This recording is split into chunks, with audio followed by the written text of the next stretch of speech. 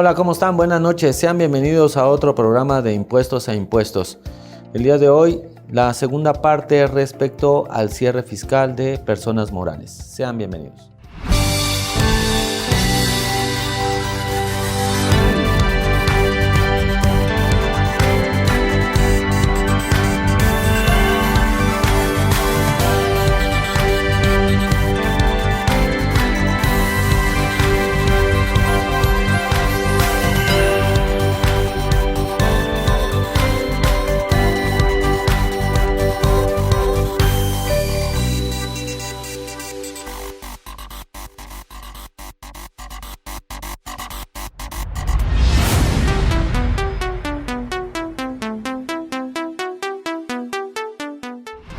Hola, ¿cómo están? Sean bienvenidos a otro programa de Impuestos a Impuestos. No crean que nos quedamos con la misma ropa toda una semana. Esta es la segunda parte del programa que iniciamos respecto al tema del cierre de personas morales. Les agradezco como siempre, mi estimado José. Con todo gusto, Armando. Jaime. Buenas noches. Ni modo, se nos quedaron fuera Sergio y Hamlet 2 semanas. Ya están en las preposadas, ¿no? Ya ellos ya andan en las preposadas, ¿no? Ya los vi por ahí medio felices. Pero, a ver, en el programa pasado estuvimos viendo el artículo 7 que hablaba de las personas morales. Ahí vimos su definición. Vimos el 9, que se refiere a el resultado fiscal y la tasa del 30%. La fecha de presentación del anual. Y la fecha de presentación. En el artículo 16 tenemos los ingresos, el 17 en qué momento se cobran los ingresos, y nos quedamos en el artículo 18, ¿no? De los otros posibles ingresos que pudieran ser. Hablamos de el tema de ingresos determinados por la forma presuntiva de las autoridades fiscales. Tú pusiste un ejemplo muy interesante que habla de que si de repente hay una diferencia de inventarios, la autoridad puede presumir que vendieron estos inventarios y se da un ingreso presuntivo.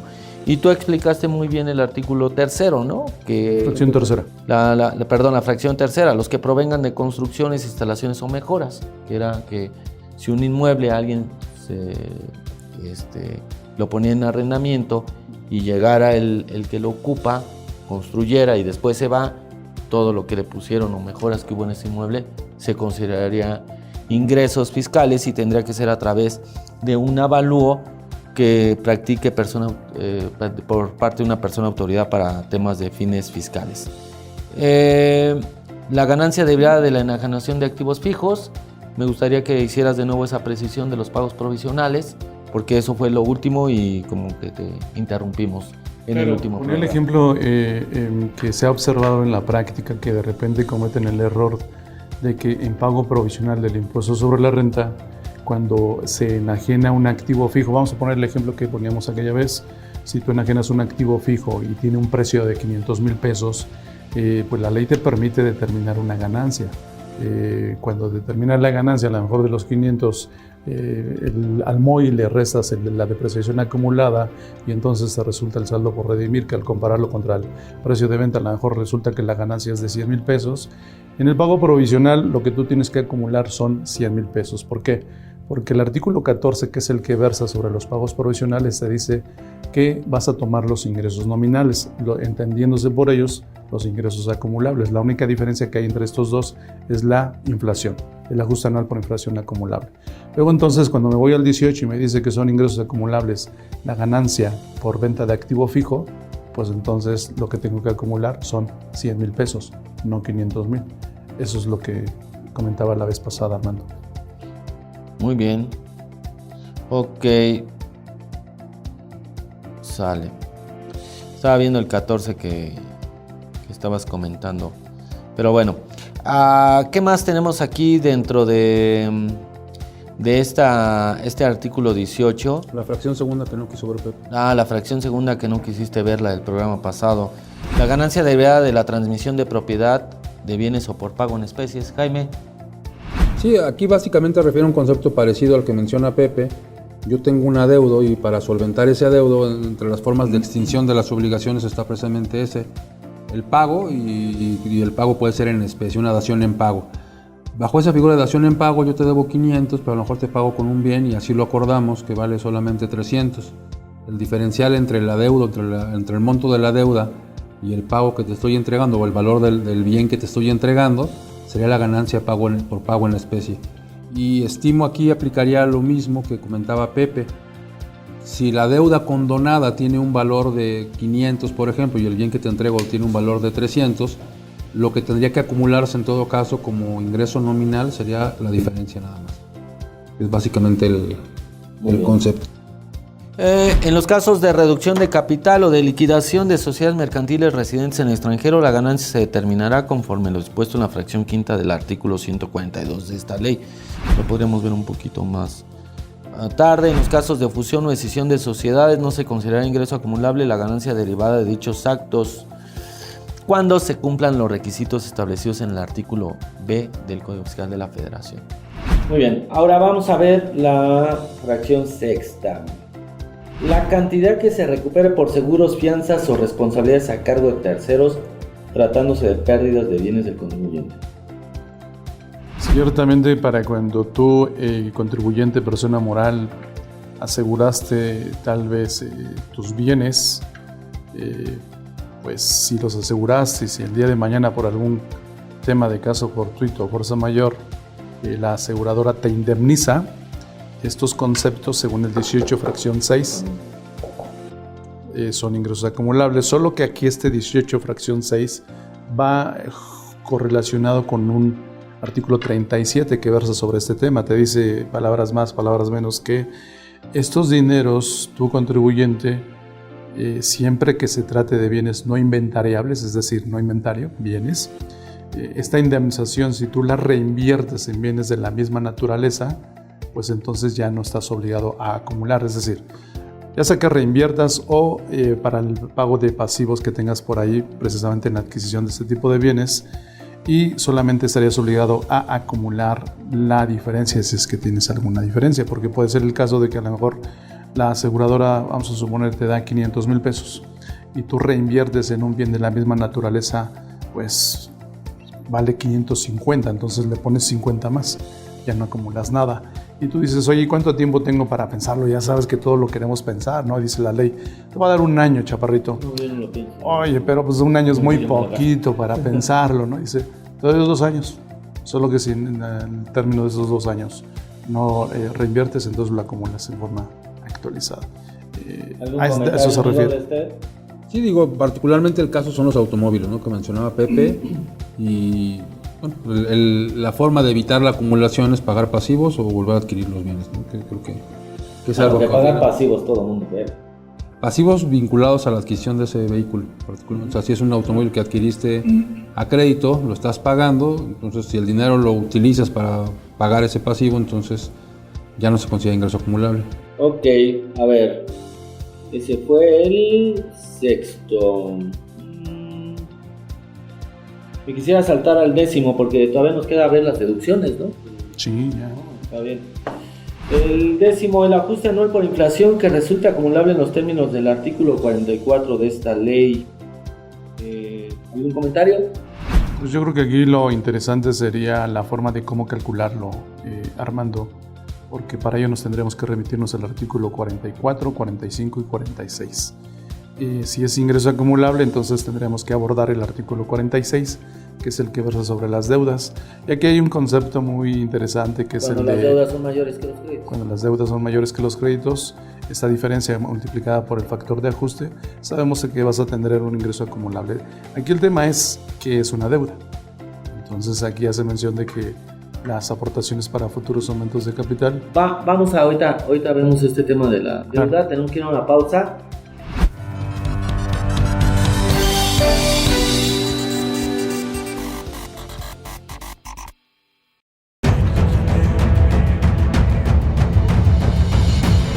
En 1986 nació Información Dinámica de Consulta con la misión de dar información a profesionales del ámbito jurídico. evolucionamos contigo y en 2001 logramos informarte en tiempo real gracias al nacimiento de IDC Web. Dimos paso en el 2016 a Foro IDC, un evento de alto nivel para el impulso de la competitividad del empresario mexicano. En 2017, unificamos cada avance bajo el dominio www.idconline.mx. Hoy puedes encontrarnos en múltiples plataformas con información vanguardista y especializada para capacitar e informar a los elementos clave de las empresas.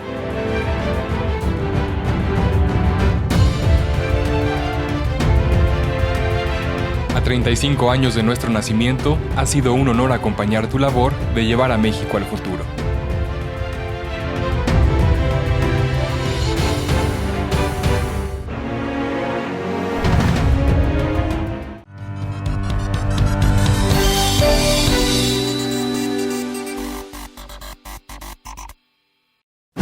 Ya estamos aquí de regreso. Ya dejas el celular para que le podamos dar aquí. El ajuste anual por inflación que resulta acumular en términos del 44, y estabas hablando 44, 45 y 46. Sí, ciertamente el 44 te hace mención de cómo te describe el procedimiento. El 45 te señala que es un crédito y el 46 lo que es una deuda. Y el 46 en el párrafo primero te hace mención que las aportaciones para futuros aumentos de capital son una deuda. Solo que atendiendo a lo que comenta Jaime, precisamente, oye, pero que es una aportación para futuros aumentos de capital, si me voy a las normas de información financiera, te hace una precisión de cuándo es una aportación para futuro aumento de capital y cuándo es una obligación, cuándo es una deuda. Luego entonces, si yo en realidad estoy aportando esos dineros con esa finalidad, aportaciones para futuros aumentos de capital, no y celebras las actas correspondientes, no es una deuda. Por consecuencia, no tendrías que... Hay un elemento de formalidad, porque al final del día, al incorporarlo en un acta, ya se considera como capital, no como aportación para futuro aumento. Te lo dice así te lo dicen las normas de información financiera, precisamente para evitar hay un elemento no un acta propiamente, sino que ya existe un elemento de formalidad, que no necesariamente tendría que ser un acta, porque lo incorporas al acta y ya lo consideras como parte del capital, entonces ya ni siquiera es de dudarse, ¿no? Ya es parte del capital contribuido. Pero cuando le das un carácter de formalidad, cuando simple y sencillamente se depositó el dinero, se hizo la transferencia o lo que sea, y normalmente se registra como aportaciones para futuros aumentos, es un pasivo, que es lo que bien menciona Pepe, y que además creo que relativamente se hace con... Es que el onceavo también dice eso, ¿no? Las cantidades recibidas en efectivo, en moneda nacional o extranjera, por concepto de préstamos, aportaciones para futuros aumentos de capital o capital mayores a 600,000, cuando no se cumple el artículo 76. En la informativa, cuando es en efectivo.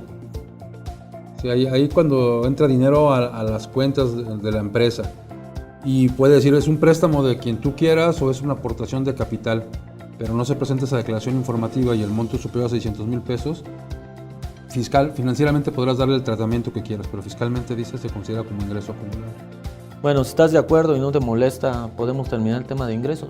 Sí, por supuesto, vamos recio porque pues, el tiempo se nos viene encima y las posadas nos están esperando. Okay. Bueno, ¿quién empieza? ¿Quién quiere? Tú, José. A ver. Pues el tema de las deducciones. ¿A dónde nos vamos? Al artículo 25. 25. El artículo 25 te lista todas las partidas denominadas como deducciones autorizadas que la ley te permite disminuir de tus ingresos. Capítulo 2 de las deducciones. Sección 1 de las deducciones en general. Artículo 25. Los contribuyentes podrán efectuar las deducciones siguientes. Perdón que te interrumpa. Sí, efectivamente, retomando lo que Jaime apuntaba hace algunos momentos, para cumplir con el tema de la proporcionalidad a que se refiere el 31 fracción cuarta, que básicamente versa sobre la capacidad contributiva del contribuyente, pues obviamente sobre los ingresos que tú tuviste que realizar algunas erogaciones, permítame llamarlo así, para poder obtener esos ingresos, pues lo que te permite la ley es neutralizar esos ingresos a través de restarle ciertas deducciones, de tal suerte que se refleje tu capacidad contributiva, Armando. Esa es la intención del artículo 25. Y ojo aquí, porque de repente escucho en la práctica algunos contadores, abogados que dicen, cuando hace mención de la palabra podrán, yo en lo personal no soy partícipe de que sea una opción, es una permisión que es diferente, es muy diferente. Entonces te permite de restar todas esas deducciones que están en el 25, siempre y cuando se cumpla con los requisitos. O sea, te están dando permiso, no te están dando una opción. No te están dando una opción. Okay. Bueno, ¿qué más? Y se cumplan con los requisitos que para cada una de ellas tenga que cumplirse de acuerdo al artículo 27. Y el artículo 27 en términos generales es la que contiene requisitos generales. Si por gusto no quisieras deducir. Pues no deduces, mejor para ellos. No es opcional, dice Pepe, que es obligatorio.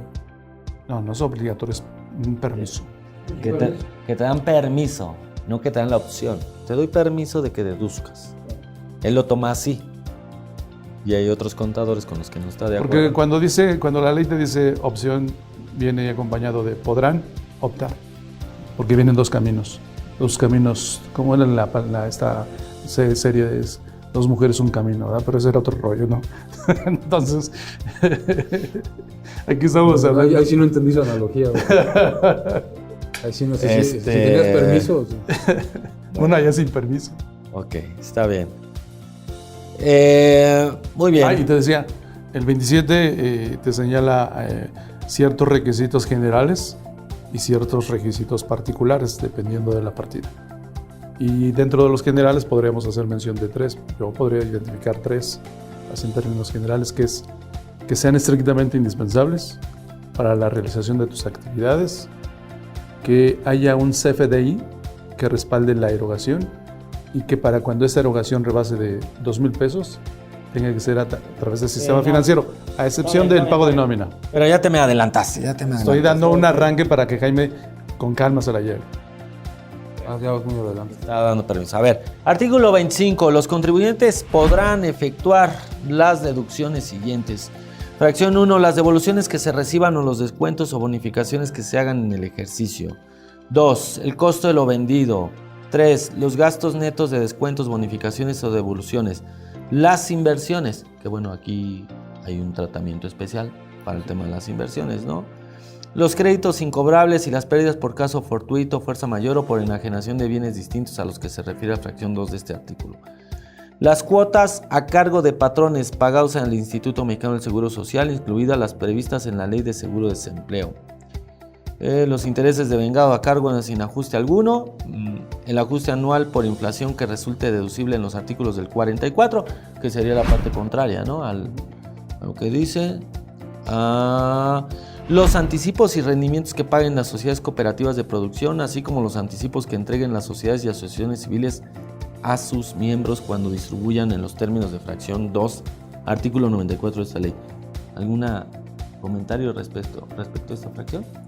Sí, bueno, básicamente está refiriendo a los asimilados de la fracción segunda, donde dice que los anticipos o rendimientos que se les entregue a los miembros de sociedades cooperativas, sociedades o asociaciones civiles, más allá de considerarse como un pago de utilidades que tendría el tratamiento de dividendos, tendríamos que asimilarlos a salarios, retenerles como si fueran trabajadores, sin serlo. Y lo que dice esta disposición en complemento a ello es que además ese pago que haga la persona moral se considera como un concepto deducible. Y no sé, pero por ese carácter incluso, y en términos de las normas de información financiera, también tendríamos que considerarlo como un concepto deducible. Como un concepto de gasto, como un concepto en resultados, como una partida de gasto. Muy bien. Pues aquí viene la fracción 10. Yo creo que te estás frotando las manos. ¿Cuánto tiempo tenemos, productor? 1 minuto. Bueno, no, es que este va a ser un round aquí con el señor. La fracción 10. Vamos a tocar una antes para no verlo. Ya sabes hasta dónde se va a poner necio, Pepe. Sí, se va a poner necio. A ver, nada más para puntualizar, cuando por los gastos a que se refiere la fracción 3 de este artículo, los contribuyentes hubieran pagado algún anticipo, este será deducible siempre que se cumplan los requisitos establecidos en el artículo 27, fracción 18 de esta ley. La fracción 3, que son los gastos. Los gastos netos, descuentos, bonificaciones o devoluciones. Y bueno, vamos a un corte. No se pierdan el siguiente bloque porque estoy seguro que se va a enojar mucho José. Enseguida regresamos.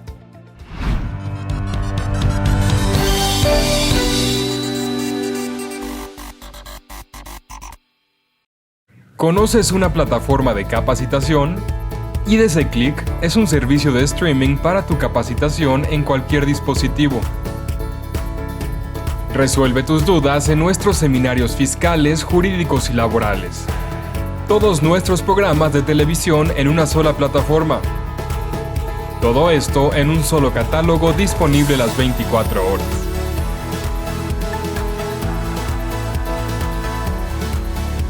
Únete a la familia IDC con la mejor plataforma para una capacitación completa. IDC Click, tu mejor opción.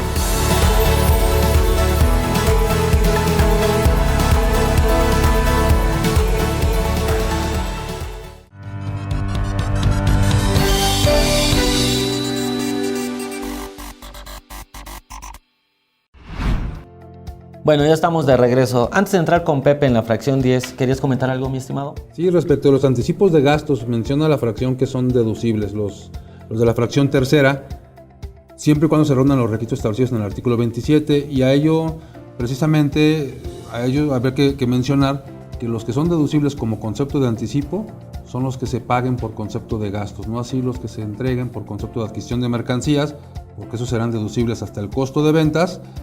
Se conserva esta disposición para el siguiente ejercicio para las personas que se conserven en este esquema, porque para las personas que entren al nuevo régimen simplificado de confianza de personas morales va a ser deducible lo efectivamente pagado.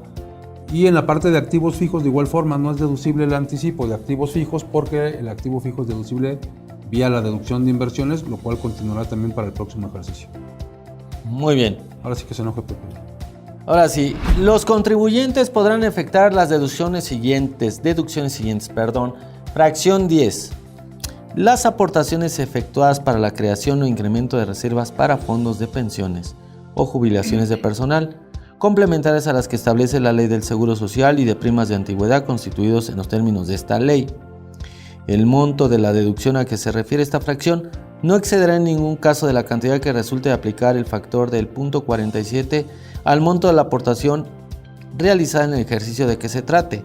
El factor a que se refiere este párrafo será del punto 53 cuando las prestaciones otorgadas por los contribuyentes a favor de sus trabajadores, que a su vez sean ingresos exentos para dichos trabajadores en el ejercicio de que se trate, no disminuyan respecto de las otorgadas en el ejercicio fiscal inmediato anterior. Pues básicamente es un concepto que ya está más que trillado, ¿no? Desde el año 2014 que entró en vigencia esta disposición. ¿Por qué te molesta tanto? No, en realidad ya lo superé.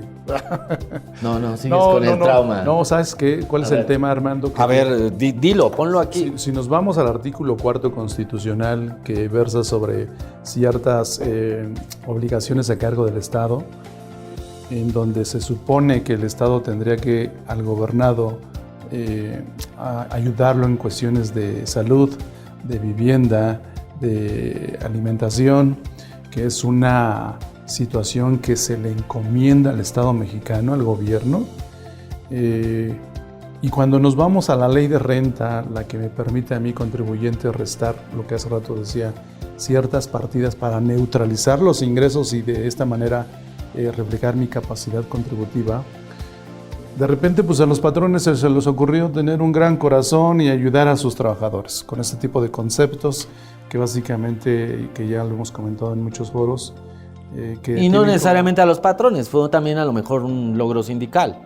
Así ¿no? es, también. Entonces, esa finalidad, ese objetivo que tiene este tipo de conceptos y que benefician a los trabajadores, en palabras más, palabras menos, para elevar su calidad de vida. Yo patrón pago prestaciones. Hago aportaciones para fondos de pensiones y jubilaciones o incluso para pagar prima de antigüedad. Entonces, en términos de renta y con base en determinados requisitos, yo podría ser deducible, decía Pepe, hasta antes de 2014, sin restricción alguna, esas aportaciones para fondos de pensiones y jubilaciones. Que también está relacionado con temas de previsión social, ¿no? Excede el concepto porque no está en las definiciones de la fracción octava del 93. Sí tiene todas las características de previsión social, porque la previsión social habla de satisfacer contingencias y necesidades presentes y futuras del trabajador y su núcleo familiar. Entonces tú vas preparando un fondo de pensiones adicional al del Seguro Social y se lo otorgas a tus empleados, lo cual es poco común en México porque no tiene muchos alicientes. Uno sería conservar a tu personal y que se prolongue su estancia en la empresa. No, le estás dando un beneficio adicional. Dice, si te quedas hasta el final de tu vida laboral en la empresa, te voy a jubilar aquí adicional a lo que te da el Seguro Social con un pago que se va a crear para un fondo expreso para eso. Me prometían la deducción siempre y cuando yo cumpliera requisitos, decíamos, uno de ellos constituirlo conforme un estudio actuarial que solventara suficientemente lo que yo tengo que aportar para que el trabajador se jubile de forma adecuada. Yo estuve aportando y de repente en 2014 me dicen, ¿sabes qué? Que ya no. Ahora No, te dicen que sí, pero parcialmente. pero que ya no puedes hacerlo deducible. Ya no puedes hacerlo deducible, o sea, puedes seguir. 100%. Cuando tú estás impactando, como bien decía Pepe, tu capacidad contributiva. Porque al final del día el desembolso y la aportación al fondo, que es uno de los requisitos, un fideicomiso de carácter irrevocable de donde solamente pueden salir fondos para aportar las pensiones, ya no lo puedes deducir al 100% y lo venías haciendo.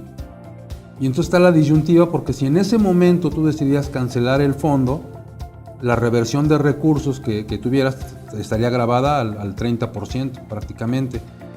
Y continuar con el fondo me implica una no deducción de un concepto que además para quien lo hace tiende a ser sumamente oneroso. O sea, lo erogo, no lo hago deducible y al final inhibe que los patrones pudieran seguir haciendo este tipo de pagos, ¿no? O implementar este tipo de programas.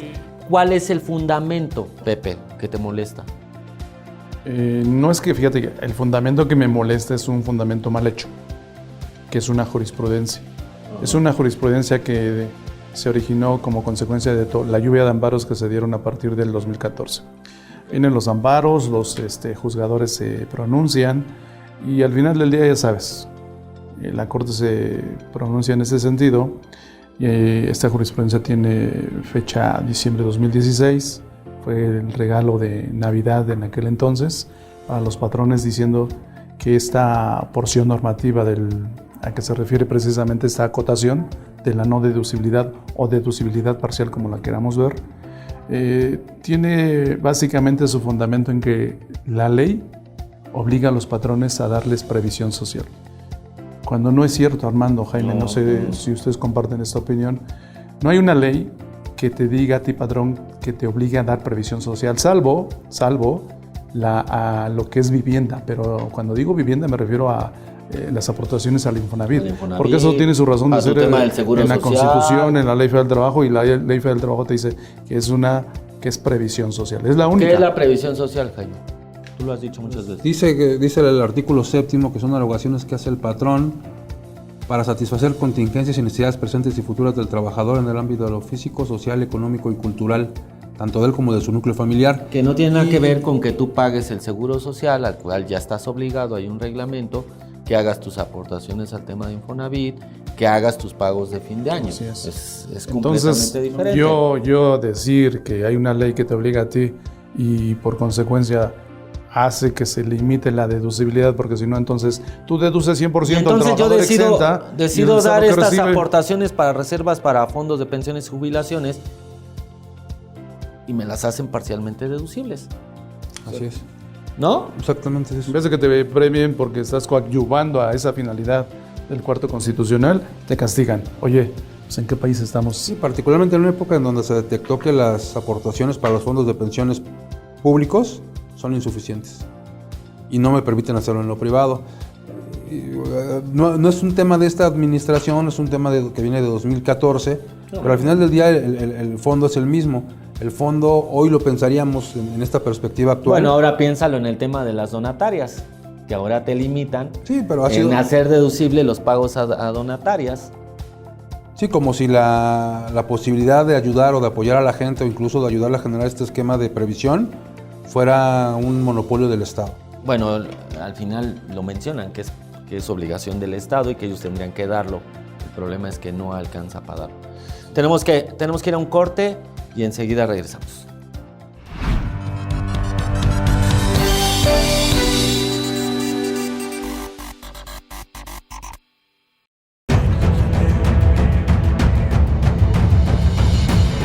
En 1986 nació Información Dinámica de Consulta con la misión de dar información a profesionales del ámbito jurídico. evolucionamos contigo y en 2001 logramos informarte en tiempo real gracias al nacimiento de IDC Web. Dimos paso en el 2016 a Foro IDC, un evento de alto nivel para el impulso de la competitividad del empresario mexicano. En 2017 unificamos cada avance bajo el dominio www.idconline.mx. Hoy puedes encontrarnos en múltiples plataformas con información vanguardista y especializada para capacitar e informar a los elementos clave de las empresas.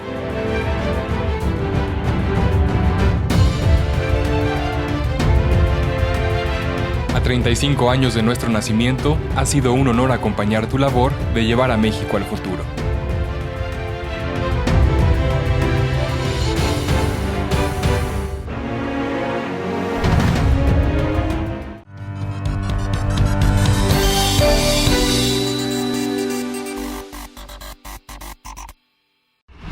Bueno, ya estamos aquí de regreso. Bueno, qué bueno que estés superando este trauma que te dejó el 2016, amigo. ¿O desde cuándo? 14. 14, ¿no? 2014 y el 16, la resolución. Artículo 27. Las deducciones autorizadas en este título deberán reunir los siguientes requisitos. Fracción 1.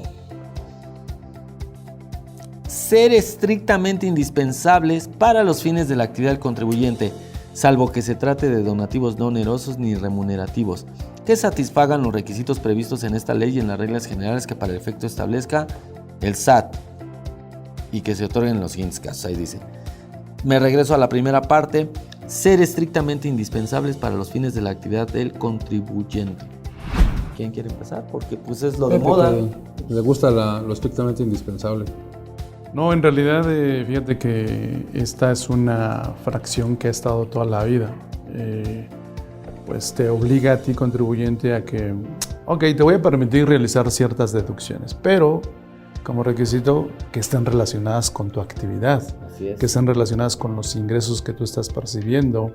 Esto ha llevado a cabo diversos litigios, aun cuando pareciera ser que es clara la disposición. ¿Por qué? Porque pues, se entendería que es requisito que esté relacionado con tu objeto social, con tu actividad. Luego entonces, si no es así, pues parecería ser que no sería o no lo podrías hacer deducible.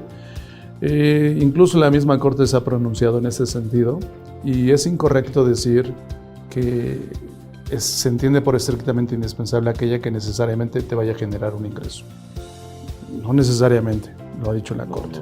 No necesariamente. Entonces, aquí hay que tener cuidado en esta parte porque yo puedo realizar alguna erogación para obtener algún ingreso, pero si no la realizo, entonces no, porque existen conceptos de costo de ventas, ¿no? Gastos de administración, gastos que son estrictamente indispensables para tu actividad, pero no necesariamente te generan un ingreso. Claro. No están relacionadas con la... Y que si no lo realizas, pues obviamente ves impedido la realización de tus actividades. Pero este tema de ser estrictamente indispensables es la madre de todos los problemas que tenemos ahorita, ¿no? Porque ya en ley está el tema del artículo 27, estrictamente indispensables con respecto a tu actividad. Y nace entonces todo este tema de las operaciones inexistentes y del tema de la cláusula antielusión. Y entonces este tema de estrictamente indispensable, pues como que evolucionó o qué fue lo que pasó pues ahí. Hay resoluciones judiciales, como dice Pepe, una de ellas muy célebre, la que refiere a que tratándose de personas morales, lo estrictamente indispensable se entiende cuando el gasto, o la erogación o la deducción particularmente, te permita alcanzar los fines del objeto social. Y de ahí también otro problema que tenemos hoy, por ejemplo, con el tema de la subcontratación. A partir de esta resolución judicial hubo muchas empresas que ampliaron el objeto social para convertir en deducibles múltiples erogaciones que realizaban. Decían, bueno, si esto está vinculado con mi objeto social, aunque mi objeto social no sea propiamente generador de ingresos, lo voy a poder hacer deducible, y se hicieron los objetos sociales sumamente amplios. Aunque no los facturaras, o aunque no prestaras ingresos, servicio. está en tu objeto social, y así estaba la interpretación de la Corte. Entonces, bueno, ahí hay un exceso que nos encontramos también, por otro lado... Que ahí es donde también la riega, ¿no? Hay un exceso de los contribuyentes, ¿no? Que encuentra la autoridad Pero el problema es que la riega el contribuyente y luego viene una medida muy radical. Radicales, pero nos encontramos por contra el tratamiento a las personas físicas. Para las personas físicas no hay objeto social. Y nos hemos encontrado también casos sumamente conocidos en donde a personas físicas que están, por ejemplo, en la actividad que llevamos a cabo nosotros, actividad de prestación de servicios profesionales, no les permiten deducir un automóvil o ropa que utilizan para el trabajo porque considera la autoridad que no es estrictamente indispensable, particularmente cuando compras un automóvil, pides una devolución de IVA y te dicen, no, ¿por qué te compraste un automóvil? Si tú puedes irte en camión perfectamente o en el metro que no se cae, cosas de... Entonces, ¿para qué quieres un coche si no es estrictamente indispensable para tu actividad? Casos de ese tipo, ¿no? Entonces, si este concepto estrictamente indispensable que comprende aquí a personas morales pero también a personas físicas ha sido cuestionado sumamente porque la interpretación es diferente para distintas personas. Sí, ya aquí un comentario muy ácido. Esto me recuerda a la canción de Chorrito, ¿no? Porque antes el objeto social se hacía grandote y ahora con la reforma de la subcontrata se hace chiquito, ¿no? Entonces, o sea, ¿qué estamos jugando, Armando? ¿Te das cuenta cómo la ley es, oye, ¿quién nos está creando? ¿Qué está pasando aquí? Porque, pues, por un lado, aquí las erogaciones tienen que estar directamente relacionadas con tus actividades. Y del otro, aguas, porque si están relacionadas, pelas, no son deducibles. Entonces, la pregunta es, oye, ¿y la autoridad tendrá la capacidad para poder revisar, observar estas situaciones, Armando? Digo, si se ha observado con el tema de las facturas apócrifas, tienen un montonal, y no se ha visto nada. Entonces, para temas ya más de tarea intelectual, Jaime, Armando, en la razón del negocio, los esquemas reportables, estrictamente indispensable, una serie de conceptos, la doctrina, el derecho comparado, tendrá en realidad esa capacidad intelectual para poder dilucidar todo lo que se maneje en la vida real y poderte rechazarlo, o nada más lo va a rechazar así nada más de cajón. Lo que está sucediendo es que nada más lo está rechazando. Ahí está el tema. Entonces, ¿para qué nos preocupamos por tantos rollos si es amanecí de malas, va para atrás? Y entonces siempre digo, ¿y la ley entonces para qué carajo la queremos? Sí, el tema es que, bueno, al final del día lo que diga la autoridad no es la última palabra. Claro, es su interpretación, claro. Es meramente su interpretación. Sí, el problema entra esta controversia. El problema es cuando viene la controversia, o sea... Y el riesgo para el contribuyente y los costos. Y tienes empresarios, en lugar de estar vendiendo, produciendo, generando negocio, pues tratándose de defender, ¿no? Porque alguien llegó y me dijo que mis deducciones, pues no son correctas o no son deducibles. No son estrictamente indispensables.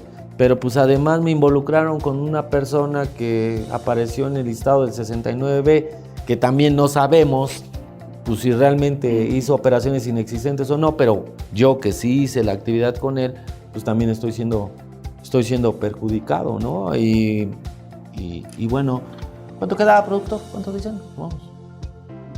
Un minuto. Muy bien. A ver, aquí hablaba de los donativos, ¿no? Que el monto total de los donativos a que se refiere esta fracción será deducible hasta por una cantidad que no exceda el 7%. Fíjate que aquí lo interesante, Armando, es otra vez la interpretación de la ley. Porque hace mención a los donativos no onerosos ni remunerativos. El ejercicio que siempre pongo en clase la pregunta es, oye, si yo como dictaminador, por ejemplo, se me ocurre una fundación, si yo le dono mi dictamen, mis servicios, ¿serán deducibles? Y entonces viene la tarea intelectual de ¿qué es un donativo?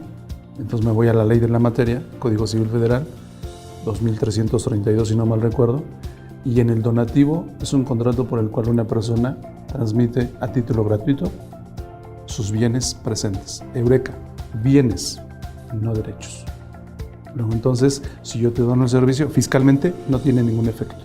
No lo puedo hacer deducible. A ver, esa parte quiero que la platiquemos en un momento. Enseguida regresamos.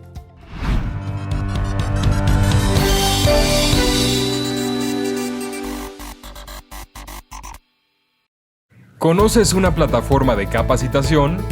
IDC Click es un servicio de streaming para tu capacitación en cualquier dispositivo. Resuelve tus dudas en nuestros seminarios fiscales, jurídicos y laborales. Todos nuestros programas de televisión en una sola plataforma. Todo esto en un solo catálogo disponible las 24 horas.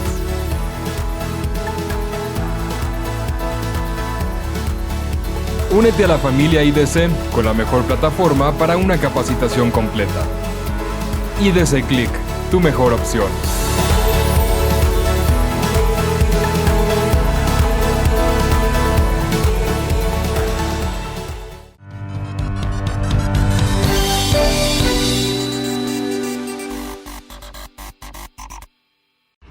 Bueno, ya estamos de regreso. A ver, esa última parte que estabas mencionando, ¿la pudieras repetir, amigo? Sí, claro, con todo gusto, Armando. Tal vez a lo mejor aquí estoy haciendo una reflexión. El contrato de donación hace referencia en el 2332 que por contrato de donación es aquel por el cual una persona transmite a título gratuito sus bienes presentes. Entonces, para que haya o para que sea válido un contrato de donación, tiene que ser donarte bienes, no servicios. En el caso, en el ejercicio que yo ponía, si yo dictaminador le dono el dictamen, los servicios del dictamen a una donataria autorizada, pues obviamente si es que me da el recibo deducible de impuestos diciendo que le doné el servicio, el dictamen, no tiene ningún efecto fiscal. Luego entonces no lo podría hacer deducible. ¿Porque no es un bien? Porque no es un bien. Porque no tiene valor, ¿no? Así es. Bueno, y si llego con mi librito y todo, es tangible, ¿no? Entonces aquí lo que hago pues, es recibo el cheque o transferencia y luego lo regreso y ya. Bueno, no. O sea, el donativo es la entrega del dinero. Y bueno, para el tema de la reforma del 2021, este tema va a cambiar. Se limita el tema de las donaciones, para personas físicas, para personas físicas como deducción personal. Sí, aquí el concepto del donativo en términos del título segundo se conserva, o sea, lo máximo que puede ser deducible es el 7% de la utilidad fiscal del contribuyente, no más. Puedes donar las cantidades que sean, pero entendiendo que el donativo no puede ser oneroso ni remunerativo, había empresas que antes de esta limitante se entregaban grandes cantidades a empresas a veces vinculadas, hermanas diríamos, y lo hacían deducible, por el otro lado también el dinero, ¿no? Fue lo que se limitó hace algunos años. Bueno, me voy a la fracción 7, que bueno, esto da el origen a mucho de lo que conocemos, que cuando los pagos cuya deducción se pretenda realizar se hagan a contribuyentes que causen el impuesto al valor agregado. Dicho impuesto se traslada en forma expresa y por separado en el comprobante fiscal correspondiente. Asimismo, deberán cumplir con la obligación de retención y entero del impuesto al valor agregado que en su caso se establezca en la ley entera. Ese es el fundamento del por qué tiene que venir desglosado el IVA, ¿no? En el tema. Y pues hay varios, no sé si hay alguno. ¿Cuál te gustaría? La quinta, o sea, la fracción quinta, la fracción tercera ya la mencionaba Pepe, los comprobantes y la forma de pago. Y la fracción quinta, que normalmente refiere a las deducciones. Cumplir con las obligaciones establecidas en esta ley y de las demás disposiciones fiscales en materia de retención y entero de impuestos a cargo de terceros, o que en su caso se recabe de estas copias los documentos que conste el pago de dichos impuestos. Tratándose de pagos al extranjero, estos solo podrán deducir siempre que el contribuyente proporcione la información que está obligado en términos del artículo 76 de esta ley. Sí, y tratándose de pagos por salarios, que se le haya retenido y que se haya enterado. Que siendo trabajadores se hayan pagado las aportaciones de seguridad social, que a veces es un tema que por ahí tenemos pendiente. Si no se pagan las aportaciones, el salario no es deducible. Y que se cumplan con obligaciones establecidas en el artículo 99 de la ley de renta, que básicamente refiere a la entrega de comprobantes, al cálculo del impuesto anual en términos del artículo 97, y en su caso a la entrega del subsidio al empleo a los trabajadores. A lo mejor la 8 también valdría la pena comentarla, ¿no? Es para recordarla y tenerla presente. La 8. Que tratándose de pagos que a su vez sean ingresos de contribuyentes, personas físicas, de los contribuyentes a que se refieren los artículos 72, 73, 74 y 196 de esta ley, así como de aquellos realizados a los contribuyentes que hace referencia el último párrafo del artículo de la fracción 1 del artículo 17 de esta ley y de los donativos. Estos solo se deduzcan cuando hayan sido efectivamente erogados en el ejercicio de que se trate y se entenderán como efectivamente erogados cuando hayan sido pagados en efectivo mediante transferencias electrónicas, etcétera. A ver. Si yo soy persona moral y tú persona física me prestas un servicio, dice aquí la fracción 8 que será deducible solo hasta que te pague. Si Jaime es una sociedad civil que me presta servicios en materia de lavado de dinero, igual para que sea deducible solamente hasta que lo haya efectivamente pagado. También se menciona las sociedades, las que el capítulo que se está derogando del título 7, que son hasta las que tributan conforme a flujo, que no tenían que rebasar de 5 millones para que sea deducible. Entonces, este es el fundamento de por qué tiene que ser deducible hasta que le pagas a las personas porque ellas físicas. tributan conforme a cuando cobran. Digamos que se cumpliría una simetría fiscal. Ojo, la simetría fiscal no es una regla que tenga que aplicar de manera general, ¿eh? Aplica donde le conviene a la autoridad, ¿no? O medio donde le conviene, ¿no? Debería de echarse un plano en el 190. Me voy a la 11 y ya si ustedes se quieren regresar a otro me dicen, nos quedan 3 minutos. Que cuando se trate de gastos de previsión social, las prestaciones correspondientes se otorguen en forma general en beneficio de los trabajadores.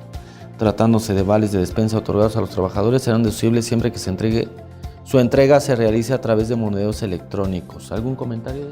Dice la ley que sea general, de repente también se observa en la práctica que confunden la gimnasia con la magnesia. Dice general, no universal.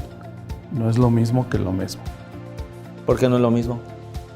Porque la generalidad tiende a conjunto de características congruentes o equivalentes, homogéneas entre dos o más sujetos. O sea, es general, por ejemplo, cuando lo entregas a todas las personas. Del mismo negocio, de la misma actividad. No del mismo negocio necesariamente, que llevan a cabo funciones administrativas. Y a los que llevan a cabo funciones operativas les podrías dar otras prestaciones de previsión social. Por ejemplo, a uno les podrías dar la despensa físicamente y a otro los vales de despensa. A uno les podrías dar becas educacionales para sus hijos. Y la generalidad, Pero deben de estar en ese grupo homogéneo. Sí, la generalidad, por ejemplo, sería a los que tengan hijos, a los que no tengan hijos. O a lo mejor son sindicalizados, puede haber sindicato A, sindicato B, y las prestaciones pueden ser distintas. ¿Por qué? Por el hecho de pertenecer a diferentes sindicatos. Y en esta misma fracción 11, el fondo de ahorro, ¿no? Las limitantes del 13%, limitado a 1.3 veces el salario mínimo elevado al año, y que luego nos remite también al reglamento con otros requisitos del fondo de ahorro, ¿no? Muy bien. Bueno, nos quedan 2 minutos. Ya un último comentario, José. Claro, pues efectivamente, como se apuntaba desde un principio, que los contribuyentes estén al tanto de que se cumplan todos los requisitos de las deducciones, pero que ya lo están revisando, que no se esperen como decía Jaime al 31 de marzo, sino ya podemos estar haciendo un previo resultado fiscal. Pues ya deberías de tener tu resultado fiscal, ¿no? Así es, ahorita. se supone que sí. Uno proyectado por lo menos, ¿no? Por lo menos, ¿no? Para que pues tengamos la facilidad de cómo, a lo mejor cómo moverlo, pues a lo mejor pagarle al contador y abogado unas igualas anticipadas para que pueda hacer las deducciones. Más si le deben. Más si le deben. ¿No? De tal manera que pues tu costo fiscal no te vaya a pegar el grito allá en marzo del año siguiente. Tienes la oportunidad, recurre a la ley, revisa los requisitos, cúmplelos y diríamos que así de sencillo. Yo sé que no es sencillo, pero entre más te aboques, menos difícil será para ti. ¿Y estimado Jaime?